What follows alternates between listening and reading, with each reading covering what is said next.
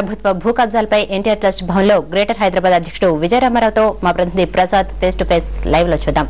Over to Prasad. Hyderabad లో Congress party కార్యకర్తలు నాయకులు విచ్చలవిడిగా భూ కబ్జాలు చేస్తూ ముఖ్యమంత్రి బంధువులు కూడా ఎక్కడ పడితే అక్కడ భూ కబ్జాలు చేస్తున్నారని తెలుగుదేశం గతంలో ఎన్నోసార్లు ఆరోపించింది. అయితే ఈరోజు తాజాగా వెలుగులోకి వచ్చినటువంటి ముఖ్యమంత్రి వైఎస్ రాజశేఖర రెడ్డి బావమరిది కడప మేయర్ రవీంద్రనాథ్ రెడ్డి కబ్జా పెట్టినటువంటి భూముల్ని పరిశీలించేందుకు మరికొద్దిసేపట్లో తెలుగుదేశం పార్టీ బృందం అక్కడికి వెళ్ళనుంది. అయితే మనతో మాట్లాడడానికి గ్రేటర్ హైదరాబాద్ తెలుగుదేశం పార్టీ అధ్యక్షులు విజయరామారావు అలాగే ఎమ్మెల్యే హరీశ్వర్ రెడ్డి మనతో ఉన్నారు. వీరిని అడిగి మరిన్ని వివరాలు తెలుసుకుందాం. విజయరామారావు గారు చెప్పండి, హైదరాబాద్ లో కాంగ్రెస్ పార్టీ భూ కబ్జాలు ఏ రకంగా జరుగుతున్నాయని మీరు అనుకుంటున్నారు? అంటే కొన్ని ఆలస్యంగా దృష్టిలోకి వస్తున్నాయి, కొన్ని ముందు నుంచే దృష్టిలోకి వస్తున్నాయి, కొన్ని తెలిసి జరుగుతున్నాయి, కొన్ని తెలియకుండా జరుగుతున్నాయి. కొన్నేమో ప్రభుత్వ అధికారుల కొమ్ముకుతో జరుగుతున్నాయి. ఇప్పుడు ఒకటేమో సొంతంగా డైరెక్ట్గా తీసేసుకోవడం, రెండో రకం ఏంటంటే వాళ్ళకి కావాల్సిన వాళ్ళకి తక్కువ ధరకి విక్రయించడం అన్నా లేకపోతే లీజ్ అనే పేరుతో ఇచ్చేయడం.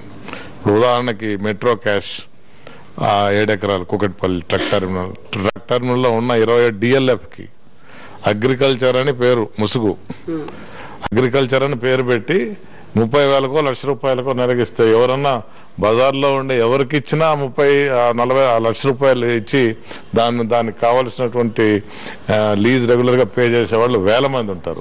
ఈ కబ్జాల పైన మీ పార్టీ ఎలాంటి పోరాటాలని తీసుకోబోతుంది? పేదవాళ్ళ కోసం అని చెప్పి అక్వైర్ చేసిన భూమిని, ఆ భూమిని హౌసింగ్ బోర్డు, LIG, MIG ఇట్లా కట్టియాలి ఇళ్ళు. అట్లా కట్టియకుండా వాటిని కూడా అమ్మేయటం జరుగుతూ ఉంది. ఈరోజు ముఖ్యమంత్రి కూడా నిన్న మాట్లాడినట్టుగా పేపర్లో చూసాం. ఈ రోజున మేము అనుకున్నంత రాలేదు, మేము 1,200 కోట్లు అనుకున్నాం, మరి 40% వచ్చిందని చెప్పి మాట్లాడుతున్నాడు. ప్రభుత్వం రెవెన్యూ సోర్స్ కింద భూములను అమ్మేటువంటిది ఇంత మట్టుకు నాకు తెలిసినంత మట్టుకైతే ఎక్కడా కనపడలేదు. ఇప్పుడు ఈరోజు అదే కాకుండా ఇంతకుముందు ఆయన బ్రదరు అక్కడ పర్మిషన్ లేకుండా ఇల్లు కట్టేశాడు గురుకుల్ ట్రస్ట్లో. మరి గురుకుల్ ట్రస్ట్లో లెఫ్ట్ అండ్ రైట్ రెగ్యులరైజ్ చేస్తున్నారు. అంటే ఇది ఇర్రెగ్యులర్ అనడం, తర్వాత సెటిల్మెంట్ చేసుకోవడం, తర్వాత రెగ్యులరైజ్ చేయడం, ఈ విధంగా కొన్ని ఈ మధ్య కొంతమంది వీటిపైన ఏ రకమైనటువంటి పోరాటాలను మీరు తీసుకోబోతున్నారు? మాకు వచ్చిన ప్రతి విషయం పైన స్పందిస్తున్నాం, ప్రతి విషయం పైన ధర్నా చేస్తున్నాం, ప్రతి విషయం పైన రిప్రజెంటేషన్ చేస్తున్నాం. తర్వాత ఈ అవినీతి ప్రబలిపోయి మా సామాన్యుడి బ్రతుకు బద్దలైపోతా ఉంది హైదరాబాద్లో ఈ రోజున. దీనిపై రాబోయే అసెంబ్లీ సమావేశాల్లో మీరు ఈ భూ కబ్జాలకు సంబంధించి ఏమైనా ఇష్యూ చేయబోతున్నారు? దాదాపు 4 సంవత్సరాల నుంచి ఇష్యూ చేస్తూనే ఉన్నాం. కానీ ఈ కాంగ్రెస్ ప్రభుత్వం, వైఎస్ రాజశేఖర ప్రభుత్వం ఈజీగా తీసేస్తున్నాడు. ఈరోజు ఆయన తమ్ముని ఇండ్లు ఉంచి కొనుక్కున్నటువంటి వాళ్ళ భూములను, ఇండ్లని కొట్టేసినారు. ఈరోజు సొంత బామ్మార్దికి ఒక సర్వే నెంబర్ ఇచ్చి ఇంకో సర్వే నెంబరు మీద ఇల్లు కట్టేస్తూ ఉన్నాడు. ఈ విధంగా మా రంగారెడ్డి జిల్లాలో ఇప్పటికి 8,000 నుంచి 10,000 కోట్ల భూములు అమ్మేసినారు. మా జిల్లాకు ఒక పైసా కూడా ఎక్స్ట్రా ఇవ్వలేదు. హైదరాబాద్కు ఏదొచ్చినా చుట్టుముట్టు ఉండే జిల్లా మాది. అన్ని రూట్లకి వచ్చేది మా జిల్లా నుంచే. కానీ మా రోడ్లలో అధ్వానం అయిపోయినాయి, మంచినీళ్ళు లేవు, ₹1 పని లేదు. ఉన్న డబ్బులను తీసుకుపోయి కడపలో అక్కడ ప్రత్యక్ష పోరాటానికి ఏమైనా దిగే అవకాశాలు ఉన్నాయంట? ఇప్పుడు వారు అమ్మినప్పుడు, వాళ్ళు యాక్షన్ చేసినప్పుడు ప్రతి దానికి మేము ధర్నాలు చేస్తున్నాం. హైదరాబాద్ రంగారెడ్డి వాసులందరం కూడా, కార్యకర్తలందరం కూడా మీరు అమ్మొద్దు, మా భూములు అమ్మొద్దని పేదవాళ్ళ కొరకు ధర్నాలు చేశాము. పట్టా సర్టిఫికెట్ల కొరకు మా నాయకునితో మేమందరం కూడా ధర్నాలు చేసినాము.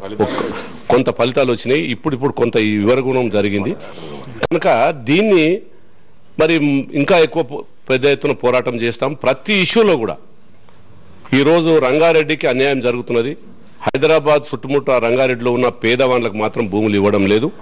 మరి ఈరోజు దాని కొరకు మేము 4 సంవత్సరాల పోరాటం చేస్తున్నాం. అసెంబ్లీలో పోరాటం చేస్తున్నాం.